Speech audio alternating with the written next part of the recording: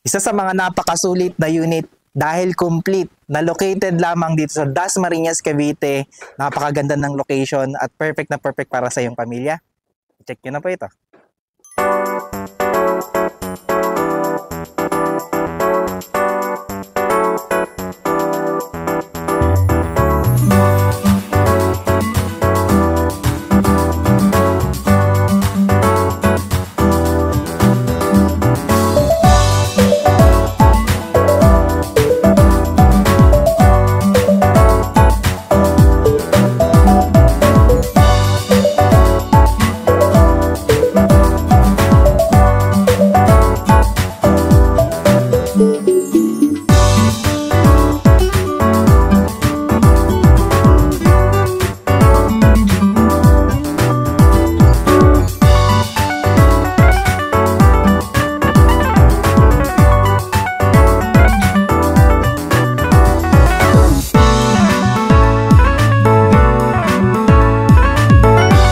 Good day mga ka-Your Homes. Nandito po tayo ngayon sa Barangay Langkaan, Dasmariñas, Cavite. And for today's house tour po, i-feature po natin ang isa pong project, ang West Beverly Hills. Ang ating unit na si Charlie's. Pero bago po natin yan tignan, first, please make sure to subscribe sa aming YouTube channel. And i-click nyo na rin po yung notification bell. Para whenever na mag-upload po kami ng panibagong mga YouTube house tours, maging updated po kayo at kayo po yung mga unang makakita nito. Kami rin po ay nasa Facebook, so please make sure to click like and follow para maging updated kayo sa aming mga postings at mga bagong i-feature na bahay. Again, ako po si Carlo Felices together with my team sa likod po ng camera. And welcome po kayo to another Your Homes house tour.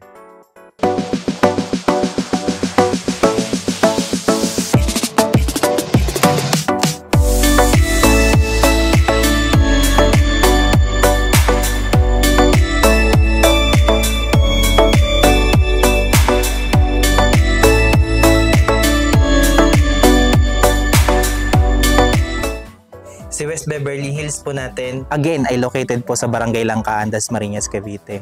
At kung mapansin nyo po, napaka-accessible po ng ating location. Paglabas po natin dyan sa Barangay Road, paglabas po natin sa highway, that is Governor's Drive na po. Pagpupunta tayo ng kaliwa, nandyan na po yung SM Dasmariñas po natin, Robinson Dasmariñas. At yung mga landmark na kailangan natin pang araw-araw. Pagpakaliwa naman po tayo, yan po ipa 13, Pamanggahan. Ang location po ng project natin ay accessible. Meron pong mga bus na po dyan pa Manila at meron din po mga van. So, in case na lang po yan kung ano po yung prefer nyo na sakyan. So, ngayon ang i-feature po nating unit ay si Charlie's model. Kung mapansin nyo po, ito po yung unit na nasa likod ko. Ang turnover po natin dito ay complete at ito po ay single attached. Meron po itong 3 toilet and bath. May 3 bedroom din po ito. Kung mapansin nyo po, may balcony po tayo dyan sa harapan. May living area, may dining area, may service area po yun sa likod. At the same time po, may parking area dito sa harapan. Napaka-kumpleto po ng ating feature po ng bahay po na ito at complete pa yung pagkaka-turnover. So ano pang hinihintay natin? Tignan po natin ang unit. Bago natin makalimutan, ang floor area po natin dito ay 118 square meter at ang lot area po natin ay minimum po ng 96 square meter kaya napakalaki po nito.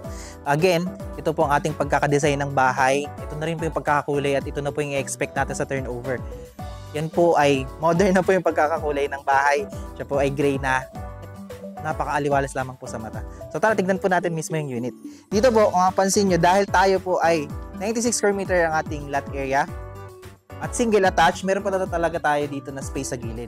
And ito po yung ating space for the parking area. Pansin nyo po, pagkakatayo po ng bahay ay conventional pa rin po. May mga poste po sila dito, high ceiling na rin po tayo at kasyang-kasya po kahit kayo po ay merong malaking sasakyan. Paikot po ng property, meron pa rin po kayong space dito sa gilid. Mamaya ikutin po natin yan dito sa likod. And at the same time po, dito po sa harapan, meron pa po kayo dito na pwedeng paglagyan ng landscape. So, pwede nyo po itong pagtaniman or kung gusto nyo pong maglagay po dito ng garden or yung idea nyo po tambayan, pwede po yan. And dito po yung receiving natin. At kung mapansin po natin, dahil tayo po ay may balcony sa taas, medyo extended na po yung ating bahay. Kaya meron na pong initial na bubong dito po sa part po ng ating parking at dito po banda. So, ano pang hinihintay natin? Pasukin po natin ang loob. Tara! Ayan, pagkapasok po natin, mapapansin po natin, ito na po ang pagkaka-turnover ng ating pinto. Hindi po siya yung maliit na pinto. Malaki na rin po siya dahil malaki nga po yung ating bahay. This is 118 square meter ang ating floor area at kung mapapansin nyo po kung ano po yung makikita natin ngayon, Ganun na po yung pagkaka-turnover maliban po sa mga appliances or yung mga furnitures na makikita natin. So this is complete turnover po again. Kaya kung mapansin nyo po tayo, naka-tiles na, fully painted ang mga ceiling. Yung mga walls po natin, fully painted din po yan. So dito po ang ating space for the living area. And as you can see po, malaki po ang ating space at marami po tayong magagawa dito sa area po natin. Meron po tayong maliit na space dito sa ilalim ng hagdan. Pwede po natin yung gawing storage area. So dito po, mamaya bago po natin akitin ng second floor, katabi po ng ating living area is yung ating dining area. So dito po sa dining area po natin, pwede kayong maglagay dito ng 6-seater na dining table. Pwede po yan. And mapapansin nyo po, ito po yung nakafix na po natin or ito na po yung kitchen countertop natin. Pagagandahin na lang po natin ito. Meron na po mga gamit dito, so imagine nyo lang po na wala yan. And pwede po kayong maglagay ng mga design na gusto nyo sa bahay na to. Depende po sa gusto nyo. So dito po, katabi po ng ating kitchen at dining area, yung ating access po sa lanay po natin dito sa likod po ng ating bahay. Dito po kasi pwede po natin itong lagyan ng service area. And as you can see po, ito po yung space natin. Marami po tayong magagawa. Hanggang dito po yan. Meron po tayong around 1.5 meters na pwede pong gamitin na space para sa ating service area or pwede nyo pong extend dito sa likod para mas pagandahin or palakin po yung space. Ngayon, dito po sa gilid po, mapansin natin, meron po tayong tinatawag po na den. Ito po kasi pwede nyo itong gawing na office area or kung gusto yung idea na gawin dito. Dahil po tayo single attached, again, dami nating bintana at dito po located yung ating first toilet and bath. Complete na po ang pagkaka-turnover natin yan. And at the same time po, may tiles na yun sa sahig, may tiles sa walls, complete po ang mga fixtures. So wala na po rin kayong ipapagawa. Okay na okay po yung space ng ating first toilet and bath. So ngayon, nakita po natin ang ating ground floor dito po sa Charlie's model natin. Tignan po natin ang second floor. Pero bago po natin ito akitin, as you can see po, sementado po ang ating mga hagdanan kaya po napakatibay at may mga tiles na rin po yan nakasama sa ating hand railing po, tubular na rin po yan. Tara! Saktong-sakto din po ang laki ng ating hagdanan kaya kung makapansin po natin, hindi mahirap mag-akit ng gamit. So dito, pag-akit po natin yung harapan po ng ating hagdanan, ito na po yung second toilet and bath natin. So dito po, as you can see, complete na po ang pagkaka-turnover din ito. Kompleto po ang fixtures, nakatiles na po siya, fully painted at may ventilation din po yan. Ngayon, tignan po natin yung kanilang first bedroom which is yung ating master's bedroom. Dito po sa ating master's bedroom, meron din po itong sarili niyang toilet and bath. Ayan po siya. Spacious po ang ating space. And katulad po na nabanggit ko kanina, complete po ang pagkaka-turnover natin. Kaya may tiles na rin po yan, fully painted at okay po ang ating ceiling. So, connected po sa ating master's bedroom yung ating balcony. So, dito po, ang ganda po ng space po nito, napaka-aliwalas, napaka-relaxing. Ito na rin po yung pagkaka-turnover ng ating mga railing po dyan. Last na po yun, nabakal na po ito. So, ito po yung expect nyo sa turnover. May tiles na po rin yan sa turnover. Nakita po natin yung master's bedroom. I-check po natin yung dalawang bedroom pa natin. Tara!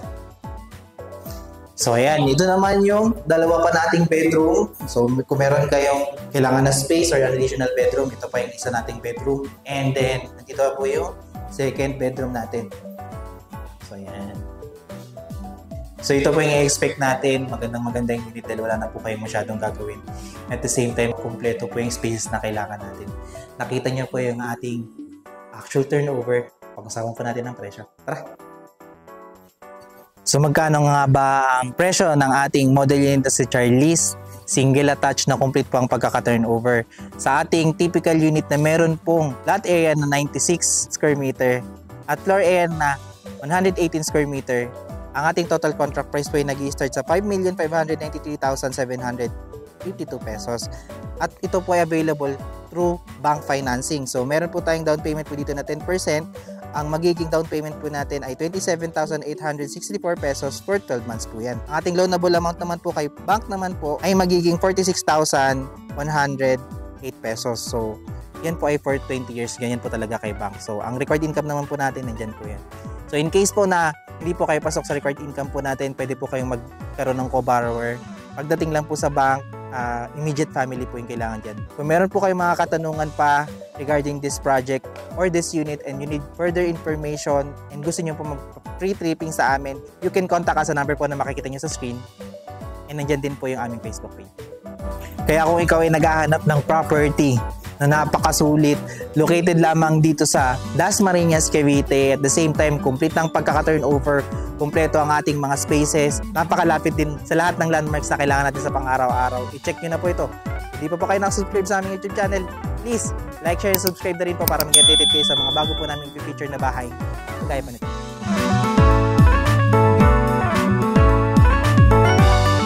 Again, maraming po salamat sa panonood at magandang araw.